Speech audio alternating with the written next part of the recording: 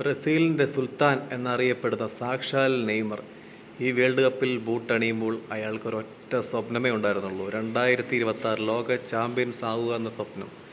എന്നും പരിക്കുകൾ വേട്ടയാടാറുള്ള അയാളെ ഇത്തവണ പകരക്കാരനാക്കിയത് 2 കളികൾ മാത്രം. എന്നിട്ടും ടീമിനും ടീം മാനേജ്മെൻറ്റിനും അയാളെ വിശ്വാസമായിരുന്നു. നെയ്മറല്ലേ, എന്തെങ്കിലും അത്ഭുതം സംഭവിച്ചാലോ? ഒന്നും സംഭവിച്ചില്ല. നോർവേയോട് ഏറ്റ ദയനീയ പരാജയത്തിൽ അദ്ദേഹം എന്നേക്കുമായി തൻ്റെ അന്താരാഷ്ട്ര കരിയർ അവസാനിപ്പിച്ചു.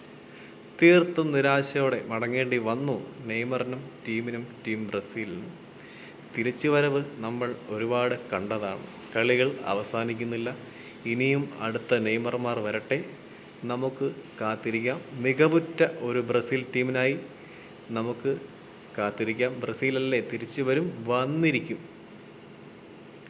Okay, sign off Kiran Kumar.